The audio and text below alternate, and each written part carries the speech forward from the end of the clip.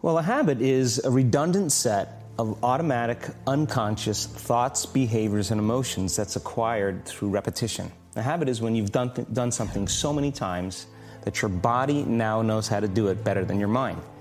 So if you think about it, people wake up in the morning, they begin to think about their problems. Those problems are circuits of memories in the brain. Each one of those memories are connected to people and things at certain times and places. And if the brain is a record of the past, the moment they start their day, they're already thinking in the past. Each one of those memories has an emotion. Emotions are the end product of past experiences. So the moment they recall those memories of their problems, they all of a sudden feel unhappy, they feel sad, they feel pain. Now, how you think and how you feel creates your state of being. So the person's entire state of being when they start their day is in the past. So what does that mean? The familiar past will sooner or later be predictable future. So if you believe that your thoughts have something to do with your destiny, and you can't think greater than how you feel, or feelings have become the means of thinking, by very definition of emotions, you're thinking in the past. And for the most part, you're going to keep creating the same life. So then people grab their cell phone, they check their WhatsApp, they check their texts, they check their emails, they check Facebook, they take a picture of their feet, they post it on Facebook, they tweet something, they do Instagram, they check the news, and now they feel really connected to everything that's known in their life. And then they go through a series of routine behaviors. They get out of bed on the same side, they go to the toilet, they get a cup of coffee, they take a shower, they get dressed, they drive to work the same way, they do the same things, they see the same people, they push the same emotional buttons, and that becomes the routine, and it becomes like a program. So now they've lost their free will to a program, and there's no unseen hand doing it to them. So when it comes time to change, the redundancy of that cycle becomes a subconscious program. So now 95% of who we are by the time we're 35 years old is a memorized set of behaviors, emotional reactions, unconscious habits, hardwired attitudes, beliefs, and perceptions that function like a computer program. So then a person can say with their 5% of their conscious mind, I want to be healthy, I want to be happy, I want to be free. But the body's on a whole different program. So then how do you begin to make those changes? Well, you have to get beyond the analytical mind, because what separates the conscious mind from the subconscious mind is the analytical mind. And that's where meditation comes in, because you can teach people through practice how to change their brainwaves, slow them down. And when they do that properly, they do enter the operating system where they can begin to make some really important changes. So most people then wait for crisis or trauma or disease or diagnosis. They wait for loss, some tragedy to make up their mind to change. And my message is, why wait? And you can learn and change in a state of pain and suffering, or you can learn and change in a state of joy and inspiration. And I think right now, the cool thing is that people are waking up. That's really interesting, and where I found the deepest hooks into how powerful this can be for somebody is when you talk about trauma, and you've talked about how people experience a traumatic event, but they then basically rehearse it, and how that then has this knock-on effect. So what is that? Why do people find it so hard to get past trauma?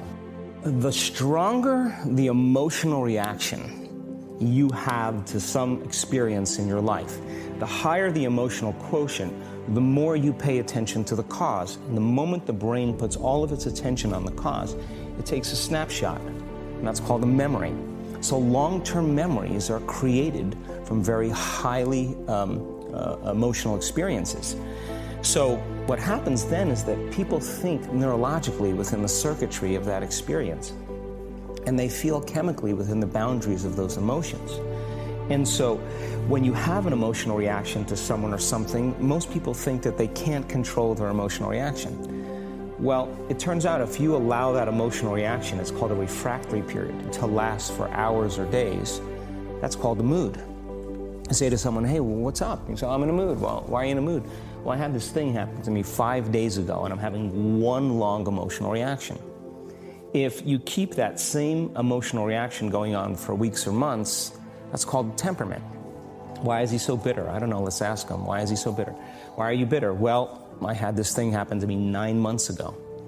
And if you keep that same emotional reaction going on for years on end, that's called a personality trait. And so learning how to shorten your refractory period of emotional reactions is really where the work starts. So then people, when they have an event, what they do is they keep recalling the event, because the emotions of stress hormones, the survival emotions, are saying pay attention to what happened because you want to be prepared if it happens again.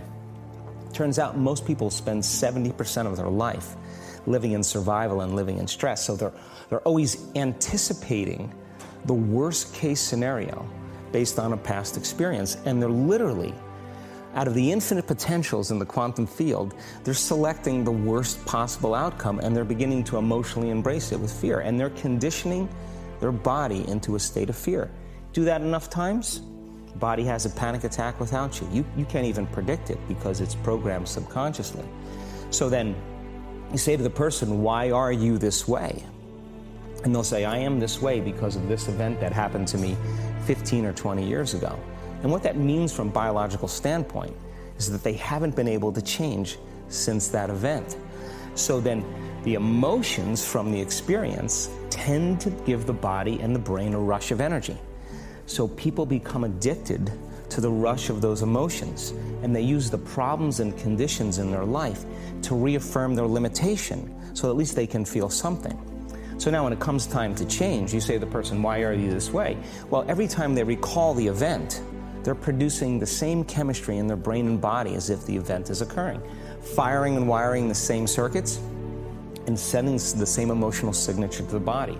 Well, what's the relevance behind that? Well, your body is the unconscious mind. It doesn't know the difference between the experience that's creating the emotion and the emotion that you're creating by thought alone. So the body's believing it's living in the same past experience 24 hours a day, 7 days a week, 365 days a year.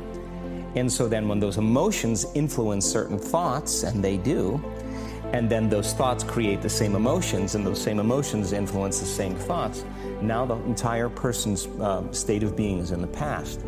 So then the hardest part about change is not making the same choices you did the day before, period. And the moment you decide to make a different choice, get ready, because it's going to feel uncomfortable. The bigger thing is that we keep firing and wiring those circuits. They become more hardwired. So you have a thought and then the program runs.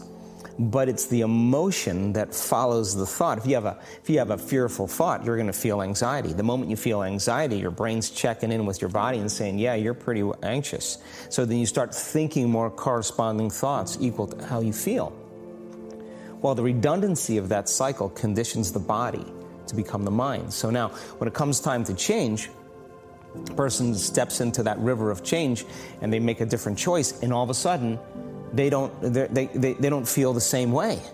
So the body says, well, you've been doing this for 35 years. You're going to just stop suffering and stop feeling guilty and stop feeling shameful, and you're not going to complain or blame or make excuses or feel sorry for yourself. Well, the body's in the unknown. So the body says, I want to return back to familiar territory. So the body starts influencing the mind, and it says, start tomorrow. You're too much like your mother. You'll never change. This isn't going to work for you. This doesn't feel right. And so if you respond to that thought as if it's true, that same thought will lead to the same choice, which will lead to the same behavior, which will create the same experience, which will produce the same emotion. I want to talk about that notion of, give me a little more detail on what you mean by the body becomes the mind, or the unconscious mind. What do you mean by that exactly? Well, those are two different things. Your body is your unconscious mind. In a sense, if you're sitting down and you start thinking about some future worst-case scenario that you're conjuring up in your mind, and you begin to feel the emotion of that event, your body doesn't know the difference between the event that's taking place in your world, outer world, and what you're creating by emotion or thought alone. So most people then, they're constantly reaffirming their emotional states. So when it comes time to give up that emotion, they can say, I really want to do it, but really the body is stronger than the mind because it's been conditioned that way. So the servant now has become the master. And the person, all of a sudden, once they step into that unknown, they'd rather feel guilt and suffering because at least they can predict it. Being in the unknown is a scary place for most people because the unknown is uncertain. When people say to me, well, I can't predict my future. I'm in the unknown, and I always say the best way to predict your future is to create it. Not from the known, but from the unknown. What thoughts do you want to fire and wire in your brain? What behaviors do you want to demonstrate in one day? The act of rehearsing them mentally, closing your eyes, and rehearsing the action.